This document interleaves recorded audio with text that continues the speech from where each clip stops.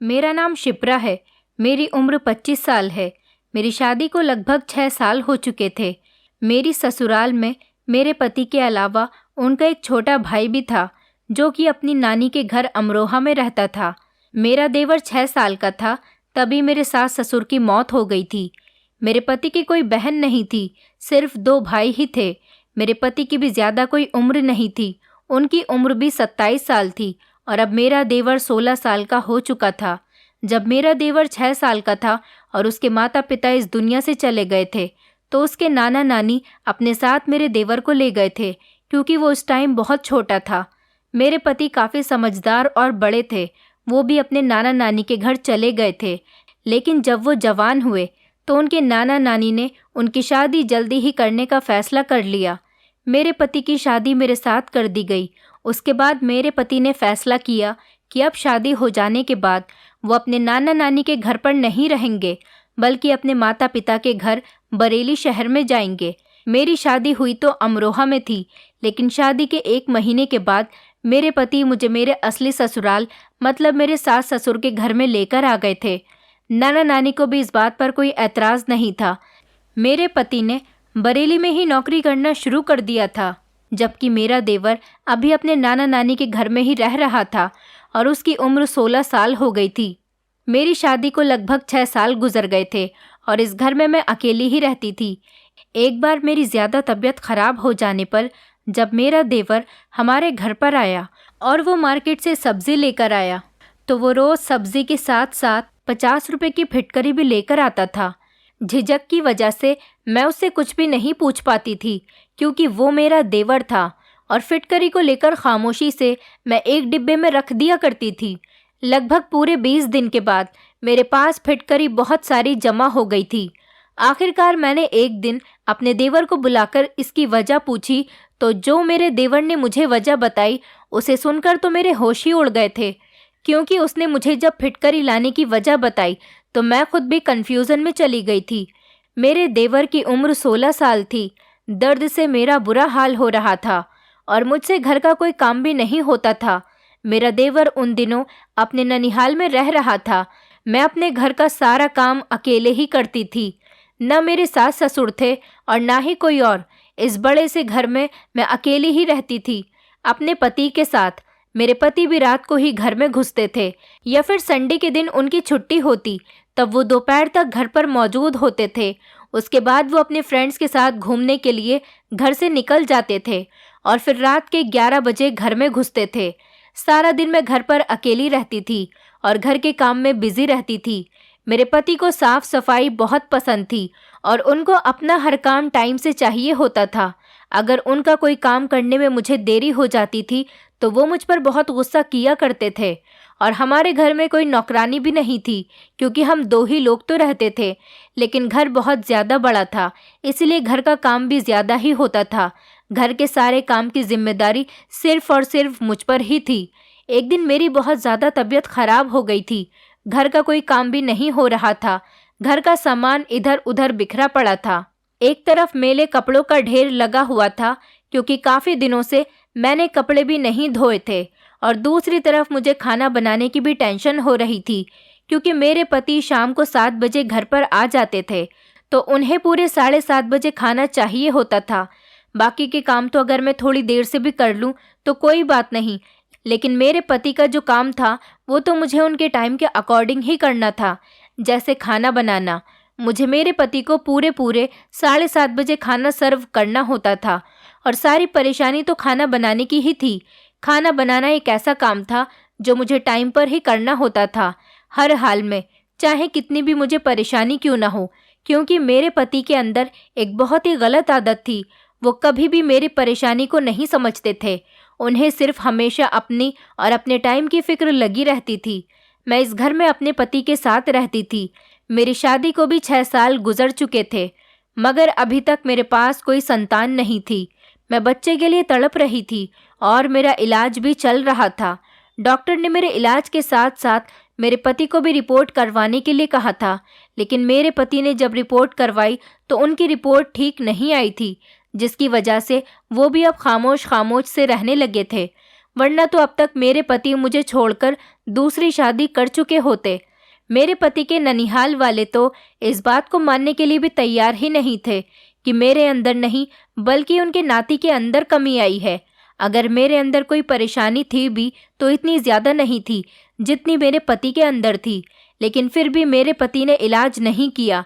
शायद वो इलाज करने के बाद ठीक हो सकते थे, लेकिन मेरे पति की तो एक ही रट थी कि डॉक्टर झूठ बोलते हैं, मैं बिल्कुल ठीक हूँ। डॉक्टर तो पैसा कमाने के चक्कर में अपने पेशेंट बढ़ाना चाहते हैं। अपने पति की ऐसी बातें सुनने के बाद मैं भी खामोश हो जाती थी और इसी तरह से मुंह बंद करके ज़िंदगी गुजार रही थी। मेरे पति सुबह ऑफिस चले जाते थे और शाम को 7 बजे तक घर वापस आ जाते थे। इसलिए मैं सारा दिन घर में अकेली रहकर घर के कामों में बिजी रहती थी या फिर खाली समय में बोर हो जाती थी। और अगर घर का कोई सामान, सब्जी, राशन वगैरह या कुछ भी आना होता था तो वो भी मैं खुद ही जाकर लेकर आती थी। मेरे पति को ऐसे कामों से कोई मतलब ही नहीं होता था। वो घर का कोई भी काम नहीं करते थे, बल्कि उनका मूड तो मेरी तरफ से बड़ा बदला बदला सा रहता था। वो मुझसे ज़्यादा बातें ही नहीं करते थे। ना जाने मेरे पति के दिमाग में क्या चल रहा था, वो क्या चाहते थे। मुझे आज तक अपने पति की कोई बात समझ नहीं आई थी। मेरे पति एक बहुत ही एटीट्यूड में रहने वाले इंसान थे, जिनके अंदर ईगो और एटीट्यूड कूट कूट कर भरी हुई थी। वो बिल्कुल खामोश रहते थे, अपने अंदर के सीक्रेट किसी को बताना ही नहीं चाहते थे और ना ही अपनी अच्छी बुरी बात किसी से शेयर करते थे। मैं उनकी पत्नी थी, उनकी लाइफ पार्टनर थी। वो मुझसे भी अपनी कोई बात शेयर करना पसंद नहीं करते थे। इतना तो मैं समझ गई थी कि मेरे पति बच्चे की वजह से परेशान हैं, मगर कभी जाहिर नहीं करते। शायद अंदर ही अंदर वो खुद को कसूरवार समझते थे। लेकिन कुछ टाइम से मेरी तबीयत खराब रहने लगी थी। मेरे पेट में बड़ा अजीब सा दर्द उठता था। कुछ दिनों तक तो ये दर्द बहुत हल्का सा था, लेकिन अब धीरे धीरे बढ़ता ही चला जा रहा था। इतना ज़्यादा बढ़ गया था कि मेरे लिए घर का काम करना भी मुश्किल होता चला जा रहा था। मैंने इस बारे में कई बार अपने पति को भी बताया, लेकिन मेरे पति ने हर बार इग्नोर कर दिया। उन्होंने कभी मेरी तबीयत पर ध्यान ही नहीं दिया था, लेकिन मैं फिर भी खामोशी से अपने दर्द को बर्दाश्त करती रहती थी। कभी पेट दर्द की गोली खा लेती थी तो कभी कोई चूरन, जिससे थोड़ा बहुत आराम मिल जाता था। लेकिन दवाई का असर कुछ देर तक ही रहता था, उसके बाद फिर से दर्द शुरू हो जाता था। मेरी सबसे बड़ी परेशानी ये थी कि मेरे पास अभी तक कोई औलाद नहीं थी और घर में कोई ऐसा भी मौजूद नहीं था जो मेरी मदद कर सकता या मेरी इस बीमारी में मेरा ख्याल रख सकता। मेरा ख्याल रखने वाला यहाँ पर कोई भी नहीं था और मेरे पति तो ऐसे थे जिनको मेरी कोई फिक्र ही नहीं थी। मेरे पति की अगर तबीयत खराब होती थी तो मैं उनका ख्याल रख लिया करती थी, लेकिन अगर मुझे कभी हल्का सा बुखार भी हो जाता था तो मुझे कोई एक गिलास पानी देने वाला भी यहाँ पर नहीं होता था। एक दिन अचानक अमरोहा से मेरे पति की नानी और मेरा देवर हमारे घर पर आ गए। मेरे पति की नानी हमारे किसी रिश्तेदार के यहाँ शादी में आई हुई थी और उसके बाद हमारे घर हमसे मिलने भी आ गईं। मुझे देखकर वो परेशान हो गई थी। रात का टाइम था और मेरा दर्द बढ़ता ही चला जा रहा था। मेरे पति अपने दोस्तों के साथ गए हुए थे। हमारे दरवाजे की बेल बज रही थी। मुझे आवाज़ तो आ रही थी, लेकिन मेरे अंदर इतनी हिम्मत नहीं थी कि खड़े होकर बाहर तक जाकर दरवाज़ा खोल दूं। लेकिन हमारे घर पर मेरे पति के अलावा कोई आता जाता भी नहीं था, इसलिए मुझे उठना ही पड़ा। मैं समझी कि मेरे पति आए होंगे, लेकिन जब मैंने दरवाज़ा खोला और सामने अपने पति की नानी और देवर को देखा तो मैं बहुत खुश हो गई थी और हैरान भी हो गई थी। वो बेचारी न जाने कब से बेल बजा रही थी। मेरी ननिया सास अंदर आते ही कहने लगी, बहू इतनी देर से दरवाज़ा बजा रही हूँ, तुम खोल क्यों नहीं रही थी? मैंने पहले उन लोगों को बैठने के लिए कहा और मैं फ्रिज से निकालकर उनके लिए ठंडा ठंडा पानी लेकर आ गई और उनको पिलाया। उसके बाद मैंने नानी जी को भी अपनी सारी कहानी के बारे में बताया कि मुझे क्या परेशानी हो रही है। उन्होंने जब मुझे गौर से देखा तो मेरा चेहरा दर्द से पीला पड़ा हुआ था और मेरे चेहरे से साफ जाहिर हो रहा था कि मुझे बहुत कमज़ोरी हो गई है। नानी जी ने कहा, बहू मैं ज़रा जल्दी में हूँ क्योंकि तुम्हारे नाना जी की तबीयत भी ठीक नहीं है, वरना मैं यहाँ पर तुम्हारा ख्याल रखने के लिए तुम्हारे पास रुक जाती। मेरी टिकट्स बुक हैं और तुम्हारे नाना जी भी फ़ोन करके मुझे जल्दी बुला रहे हैं। मुझे हर हाल में अभी निकलना है। मैं तो यहाँ तुम लोगों से मिलने के लिए आई थी।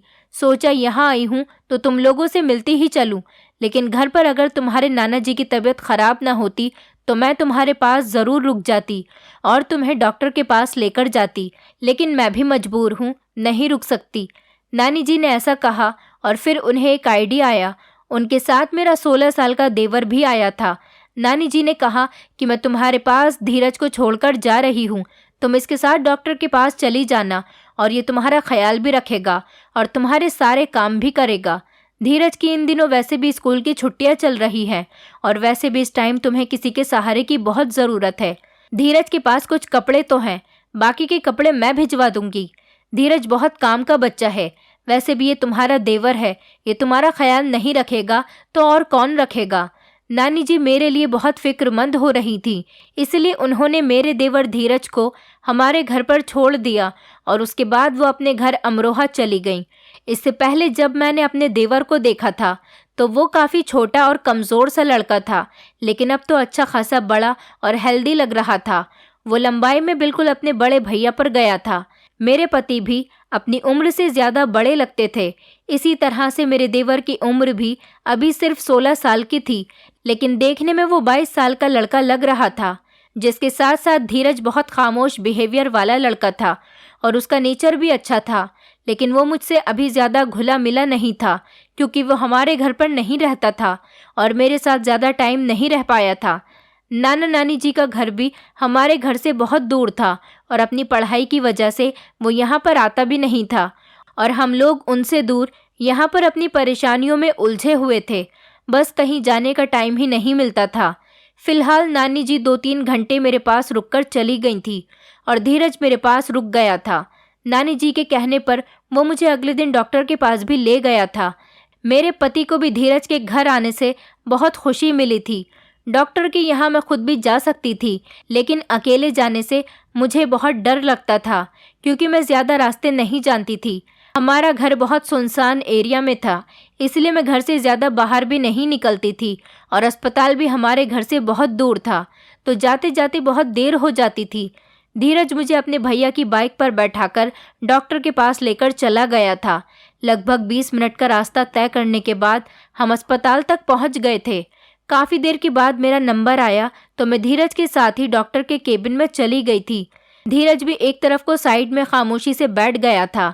डॉक्टर ने मेरा अल्ट्रासाउंड किया और एक बड़ी अजीब सी बीमारी के बारे में बताया था। डॉक्टर ने बताया था कि ये एक ऐसी बीमारी है जो बढ़ती हुई उम्र के साथ साथ बढ़ती रहती है।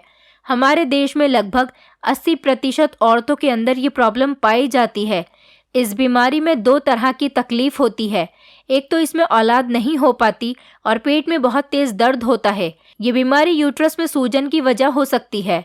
आपके यूट्रस पर सूजन आ गई है।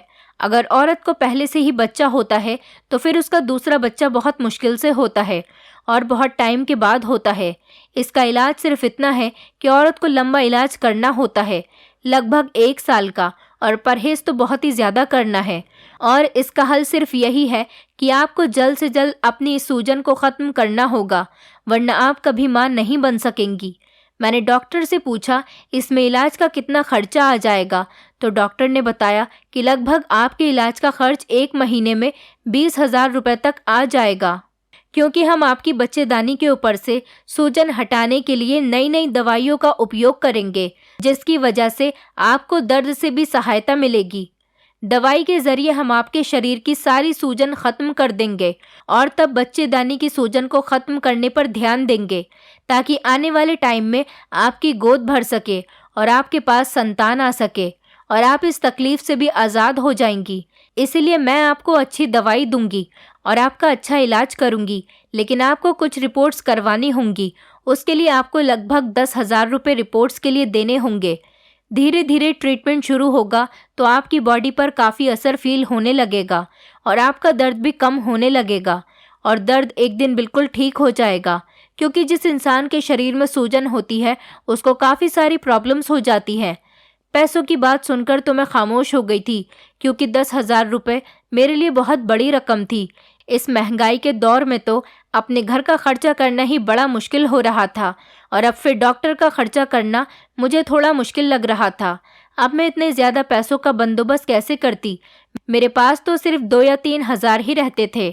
2 दिन की दवाई लेने के बाद खामोशी से उठकर हम लोग वहाँ से चले आए थे। सारे रास्ते मुझे यही टेंशन हो रही थी कि इलाज के लिए पैसों का बंदोबस्त कैसे होगा, और टेंशन की वजह से मेरी हालत ख़राब होती जा रही थी क्योंकि मेरे पति मुझे खर्च करने के लिए पैसे नहीं देते थे। कभी कभी पैसे दे दिया करते थे और उन्हें तो मेरी कोई फिक्र ही नहीं रहती थी। अगर मैं उन्हें अपनी तबीयत के बारे में बताती और इलाज के पैसे मांगती तो वो उस पर भी ध्यान नहीं देते, इसलिए मुझे टेंशन ज़्यादा हो रही थी। 2 घंटे बाद जब हम घर पहुँचे तो मैं बहुत ज़्यादा उदास हो गई थी और मेरा दर्द भी बहुत बढ़ गया था। अभी धीरज ने मेरी हालत देखी तो मुझसे कहा कि भाभी आप आराम करो, मैं आपकी दवाई लेकर आता हूँ। पहले तो धीरज ने मुझे खाना सर्व किया और उसके बाद मुझे दवाई दी। दवाई खाने के बाद मैं थोड़ी देर सोने के लिए लेट गई थी, लेकिन मेरे दिमाग में यही था कि मुझे खाना बनाना है। घर के बहुत सारे काम भी पड़े हुए हैं। मुझे दर्द में भी आराम नहीं मिल पा रहा था। फिर मुझे शाम की चाय भी बनानी थी। मैं ये सब कुछ सोच ही रही थी कि इतने में ही धीरज चाय का कप लेकर मेरे कमरे में आ गया और खामोशी से रखकर वापस चला गया। मैंने चाय पी तो मुझे दर्द से कुछ आराम मिल गया था। मैंने कभी पहले सुना था कि पेट में अगर दर्द हो तो कोई गर्म चीज़ पीनी चाहिए। फिर मुझे याद आया कि मुझे कपड़े भी तो धोने हैं, कपड़े भी बहुत हो गए हैं और फिर रात का खाना भी बनाना है। शाम के 6 बज चुके थे। मेरे पति 7 बजे आते थे तो उन्हें 7:30 बजे खाना चाहिए होता था। मैं जैसे ही खाना बनाने के लिए उठकर किचन की तरफ गई तो मैंने देखा कि मेरा देवर किचन में खड़ा हुआ खाना बना रहा था। मैंने बड़ी हैरानी से उसकी तरफ देखा तो उसने कहा, भाभी मुझे आदत है, मैं नानी के घर भी नानी के साथ काम में मदद करवा देता हूँ। आपको खाना बनाने की कोई ज़रूरत नहीं, मुझे दाल और रोटी बनाना आता है, मैं दाल रोटी बना लूँगा। मैंने अपने देवर से कहा, नहीं, तुम्हारे भैया को हर किसी के हाथ का खाना पसंद नहीं आता, इसलिए खाना तो मुझे ही बनाना पड़ेगा। धीरज की बातें मुझे बड़ा हैरान कर रही थी। वो लगभग 16 साल की उम्र का लड़का था और बातें कोई 20-22 साल वाले समझदार लड़के की तरह कर रहा था। कुछ बच्चे टाइम से पहले ही जवान और समझदार हो जाते हैं। धीरज भी उन्हीं लड़कों में से एक था। मैंने धीरज से कहा, तुम खाना मत बनाओ, जैसा भी होगा मैं खुद खाना बना लूँगी। आज खाने में सब्ज़ी बना लेते हैं, इसलिए तुम मार्केट से जाकर सब्ज़ी ले आओ। तुम बस मुझे सब्ज़ी ला दो, मैं खाना बनाना शुरू करती हूँ। मैंने धीरज को पैसे दिए और वो सब्ज़ी लेने के लिए बाज़ार चला गया था। थोड़ी देर के बाद जब वो घर वापस आया तो मैंने सामान चेक किया। सारा सामान पूरा था, लेकिन एक बड़ी अजीब सी चीज़ थी जो सामान के साथ ही निकली थी। मैंने बड़ी हैरानी से पैकेट को खोल कर देखा तो उसके अंदर फिटकरी थी। धीरज बाजार से फिटकरी लेकर आया था। मैं सोच में पड़ गई थी कि वो ये फिटकरी क्यों लेकर आया है, लेकिन मैंने उसे फिटकरी के बारे में कुछ नहीं पूछा। मुझे लगा कि शायद वो गलती से लेकर आ गया होगा। लेकिन अगले दिन फिर जब मैंने अपने देवर से सामान मंगाया तो सामान के अंदर फिर से फिटकरी निकली। अब वो हर दिन ही सामान के साथ साथ मार्केट से फिटकरी लाने लगा था। मैं उससे कुछ भी मंगवाती तो वो 50 रुपए की फिटकरी ज़रूर लेकर आता था। मैं उस फिटकरी को एक डिब्बे में करके रख दिया करती थी, लेकिन इतनी ज़्यादा फिटकरी मेरे पास इकट्ठी हो गई थी कि फिटकरी का पूरा डब्बा ही भर गया था। यहाँ तक कि फिटकरी का ढेर लग गया था। मेरा देवर धीरज बड़ा मासूम लड़का था और बहुत सीधा था। मेरे अंदर हिम्मत नहीं हो रही थी कि मैं उससे फिटकरी के बारे में किस तरह से पूछूं कि वो आखिर सामान के साथ साथ फिटकरी क्यों लेकर आता है। धीरज के आने से सिर्फ मुझे ही नहीं बल्कि मेरे पति को भी बहुत आसानी हुई थी। उन्हें भी अगर बाहर से कुछ मंगवाना होता था तो वो धीरज को भेज देते थे, वरना तो वो पहले ऑफिस से इतने थके हुए आते। उन्हें भी अगर बाहर से कुछ मंगवाना होता था तो वो धीरज को भेज देते थे और उसके बाद अपने दोस्तों के साथ घूमने के लिए निकल जाते थे। अगर उन्हें कोई काम याद आ जाता तो वो धीरज से ही करवा लेते थे। धीरज के आ जाने से हम दोनों पति पत्नी के काम बहुत आसान हो रहे थे। जिन पति पत्नी के बच्चे नहीं होते उनका दर्द शायद ही दुनिया में कोई समझ सकता है। हम पति पत्नी भी इस तरह की परेशानी से ही गुजर रहे थे। मेरे पति में तो कमी थी, लेकिन अब मेरे अंदर भी तरह तरह की बीमारियां पैदा हो गई थीं और मेरे पास अब इलाज करवाने के पैसे भी नहीं थे। मेरे पति तो इलाज करने में मेरा साथ नहीं दे सकते थे। इधर धीरज हम दोनों पति पत्नी के लिए बहुत सारी आसानी पैदा कर रहा था, लेकिन उसके साथ ही धीरज एक बहुत बड़ी प्रॉब्लम खड़ी कर रहा था और वो प्रॉब्लम थी फिटकरी की। मैंने सुना था कि फिटकरी औरतों की काफ़ी सारी बीमारियों को दूर करती है और इन्हीं बीमारियों को ख़त्म करने के लिए फिटकरी का इस्तेमाल किया जाता है। ये सारी बातें मुझे पहले से ही पता थीं, क्योंकि मैंने लोगों को इस तरह की बातें करते हुए सुना था। लेकिन मुझे अपने देवर से ये बात पूछने में बहुत शर्म आ रही थी कि आखिर वो फिटकरी क्यों लेकर आता है। क्या उसने मेरी और डॉक्टर की सारी बातें सुन ली थी? मैं तो यही सोच सोच कर थक चुकी थी। कभी कभी तो मुझे गुस्सा आ जाता था कि अपने देवर से मना कर दूं कि वो फिटकरी घर में लेकर ना आया करे, लेकिन मैं कुछ भी नहीं कर सकती थी। वो मेरा देवर था, मैं उससे गुस्से में बात नहीं कर सकती थी और फिर वो मेरी इतनी मदद कर रहा था। एक दिन मैंने बड़ी हिम्मत करके धीरज से सवाल किया फिटकरी के बारे में कि तुम रोज़ाना 50 रुपए की फिटकरी घर में लेकर क्यों आते हो। मेरा सवाल सुनने के बाद धीरज ने मुझे एक ऐसी बात बताई जिसे सुनकर मेरे होश उड़ गए थे और मैं धीरज की बातों को सोचती रही। धीरज ने बताया कि फिटकरी लाने का मतलब यह है कि हम पति पत्नी रात को कमरे में आपस में बातें करते थे। मेरे पति मुझसे झगड़ रहे होते थे और हमारा झगड़ा धीरज दरवाजे पर कान लगाकर सुन रहा होता था। ये बात तो मुझे बड़ी शर्मिंदा करने वाली लगी थी। मैं अपने देवर की बात सुनकर शर्मिंदा हो गई थी। मेरा दिल कर रहा था कि मैं अपने देवर की नज़रों से गायब हो जाऊं। अब मुझे सब कुछ समझ आ गया था। मेरे दिमाग में दूर दूर तक ये बात नहीं थी कि इस बात के बारे में कभी धीरज जान जाएगा, जिससे मैं सारी बातें छुपाती थी। उसने मेरे और मेरे पति के बीच की बातों को सुन लिया था। मैं समझ गई थी कि वो मुझे रोज़ फिटकरी क्यों लाकर देता था, लेकिन वो मुझसे कह नहीं पाता था कि मैं इसे इस्तेमाल कैसे करूं। मैं भागकर अपने कमरे के अंदर चली गई और कमरे के दरवाजे को अंदर से बंद करके खूब फूट फूट कर रोने लगी थी। एक तरफ मुझे बच्चा ना होने की परेशानी थी, तो दूसरी तरफ ये परेशानी, और ये एक ऐसी शर्म की बात थी कि मेरे देवर को मुझसे कहते हुए शर्म आ रही थी। थोड़ी देर के बाद धीरज ने मेरे कमरे का दरवाज़ा खटखटाया। उसने मुझसे कहा कि भाभी, मैं सुबह को नाना नानी के घर वापस जा रहा हूँ। अब और दिन मैं यहाँ पर नहीं रह सकता। आपके और भैया के साथ रहकर यहाँ पर मुझे बहुत खुशी हुई। मैंने कुछ नहीं बोला था। मैं इतनी ज़्यादा शर्मिंदा हो रही थी कि मैं उससे नज़रें नहीं मिला पा रही थी और इतनी ज़्यादा गिल्टी फील कर रही थी कि उससे ये भी नहीं कह सकती थी कि तुम थोड़े दिन और रुक जाओ। अगला दिन निकलते ही धीरज 6 बजे की ट्रेन से अमरोहा वापस चला गया था। उसके यहाँ पर होने से मुझे बहुत ज़्यादा आसानी थी और उसके जाने के बाद दिन ब दिन परेशानी बढ़ती चली जा रही थी। धीरज को गए हुए लगभग 1 हफ्ता हो गया था। एक दिन मैं फिटकरी के डिब्बे को निकालकर बाहर ले आई। उस फिटकरी को देखकर मुझे धीरज की बातें याद आने लगी थी, तो बड़ा अजीब सा एहसास हुआ। मेरा दिल किया कि मैं ये सब बाहर कचरे में फेंक देती हूँ, लेकिन फिर मैंने सोचा कि धीरज ये सब कुछ मेरी भलाई के लिए ही तो कर रहा था। उसने कुछ गलत तो नहीं किया था। मैंने थोड़ी सी फिटकरी उठाई और नहाने के पानी में डाल दी। थोड़ी देर के बाद वो फिटकरी पानी में घुल गई, तो मैं उस पानी से नहा ली। मैं काफ़ी दिनों तक उस फिटकरी वाले पानी से नहाती रही और फिर धीरे धीरे मेरी बीमारी ख़त्म हो गई। मेरी यही बीमारी थी। मेरी बॉडी से बहुत ज़्यादा बदबू आती थी और मैं घर में अकेली रहती थी, इसीलिए कोई इस बदबू को ज़्यादा महसूस नहीं कर पाता था। लेकिन मेरे पति तो रात को मेरे साथ रहते थे। मैं खुद को साफ़ सुथरा रखने की बहुत कोशिश करती थी, लेकिन ये एक बीमारी थी। रोज़ाना मैं फिटकरी वाले पानी से नहाती थी। धीरे धीरे नहाते हुए मुझे लगभग 1 महीना गुजर गया था और मेरी बॉडी से बदबू ख़त्म होती जा रही थी। यहाँ तक कि मेरी सारी बीमारियाँ भी कम होने लगी थीं। पहले तो रोज़ मेरे पति मुझसे झगड़ा किया करते थे इस बात पर। मेरे पति यही कहते थे कि मुझे तुम्हारे शरीर से बहुत बदबू आती है।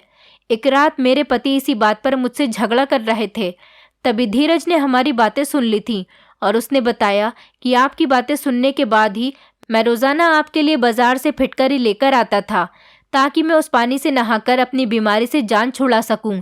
धीरज ने बताया कि अमरोहा में उसके पड़ोस में रहने वाले एक आदमी को भी यही बीमारी हो गई थी। उसके रोज़ाना नहाने के बावजूद भी उसके शरीर की बदबू नहीं जाती थी और इसी वजह से उसकी पत्नी उसे छोड़कर चली गई थी। वो लोगों को मुंह दिखाने काबिल नहीं रहा था। उसने बताया कि हम आस पड़ोस के लोग भी उससे दूर ही रहा करते थे, लेकिन उसने फिर किसी डॉक्टर का इलाज किया। डॉक्टर ने बताया कि तुम फिटकरी वाले पानी से नहाना शुरू कर दो, धीरे धीरे तुम्हारी परेशानी ख़त्म हो जाएगी। और जैसे ही उस आदमी ने फिटकरी वाले पानी से नहाना शुरू किया तो उसकी सारी बीमारी ख़त्म हो गई और उस आदमी की दूसरी शादी भी हो गई थी। मैंने महसूस किया कि मेरी बॉडी से निकलने वाली बदबू की वजह से मेरे पति मुझसे रोज़ झगड़ा करते रहते थे। अब उनकी ये शिकायत भी ख़त्म हो गई थी। मैं हैरान थी कि कैसे मेरी परेशानी मेरा देवर समझ गया था और उसने मेरी मदद की, वरना मुझे तो लग रहा था कि मेरी इस बदबू वाली बीमारी के बारे में अगर किसी को पता चल गया तो मेरी बड़ी इंसल्ट होगी। लेकिन मेरे देवर ने मेरी सारी परेशानी ख़त्म कर दी थी। वो मुझे बताने में बहुत शर्माता था और मैं भी बहुत शर्माती थी, और इसी शर्मिंदगी की वजह से मैंने कभी उससे ये सवाल नहीं किया था। लेकिन धीरज के चले जाने के बाद मुझे ऐसा लगता था कि मेरे पति के घर के साथ साथ उसका भी इस घर पर उतना ही हक है। मैंने अपने पति से कहकर धीरज को हमारे घर परमानेंट रहने के लिए बुला लिया था और मेरी ज़िंदगी से अकेलापन भी दूर हो गया था। नाना नानी जी ने धीरज को हमारे घर पर भेज दिया था। धीरे धीरे मेरी बीमारी भी दूर हो गई थी। मैंने अपने सोने के कुंडल बेच दिए और अपना इलाज भी करवा लिया था। वैसे तो मेरा इलाज इतना ज़्यादा लंबा भी नहीं चला था, क्योंकि फिटकरी के पानी से मेरे पेट की सूजन भी कम हो गई थी। अब मुझे वो दर्द भी होना बंद हो गया था। मेरा देवर हमारे घर पर आकर रहने लगा था। डॉक्टर से मेरे पति का भी ट्रीटमेंट शुरू हो गया था। मेरे पति अब मुझसे खुश रहने लगे थे। डॉक्टर ने दवाई के तौर पर मुझे कुछ गोलियां दी थी। वो मुझे अपने पति को पानी में मिलाकर देनी होती थी। मेरे पति उस दवाई को आसानी से खा लेते थे, क्योंकि मेरे पति रात को सोने से पहले गर्म पानी पीते थे। मेरी दवाई भी चल रही थी और मेरे पति भी अपना इलाज ठीक तरह से कर रहे थे। लगभग 3 महीने इलाज करने के बाद मुझे पता चला कि मैं माँ बनने वाली हूँ। मुझे तो इस खबर पर यकीन ही नहीं आ रहा था। मेरी खुशी के ठिकाने ही नहीं थे। मुझे यकीन नहीं हो रहा था कि इतनी जल्दी इलाज करने के बाद मुझे माँ बनने की खुशी मिल जाएगी। मेरे पति की भी खुशी के ठिकाने नहीं रहे थे। भगवान ने मेरी सोनी गोद भी भर दी थी। 9 महीने पूरे होने के बाद मैंने एक प्यारे से बेटे को जन्म दिया था। मेरे पति ने पहले मेरे साथ जैसा भी बिहेवियर किया था उसके लिए मुझसे माफ़ी मांग ली थी। कहने लगे, आज के बाद मैं कभी तुमसे नाराज़ नहीं रहूँगा और हमेशा तुम्हारा ख्याल रखूँगा। अब मैं अपने पति और अपने बेटे के साथ इतनी ज़्यादा खुश हूँ कि मैं आप लोगों को बता भी नहीं सकती, क्योंकि धीरज ने जो हमारे साथ किया था उसके बाद मेरे पति को एहसास हो गया था कि धीरज ने मेरा देवर होते हुए मेरा इतना ज़्यादा साथ दिया था जितना कभी मेरे पति ने सोचा भी नहीं था। अब मेरा बेटा 4 साल का हो गया और मैंने अपने देवर धीरज की भी शादी कर दी। पहले मैं इतने बड़े घर में अकेली रहती थी। अब मेरे साथ मेरा बच्चा और मेरी देवरानी भी थी। हम लोग अपने परिवार में बहुत खुश हैं। ऐसा लगता है जैसे दुनिया भर की सारी खुशियाँ एक साथ हमें मिल गई हैं। दोस्तों, उम्मीद करती हूँ आपको हमारी कहानी पसंद आई होगी।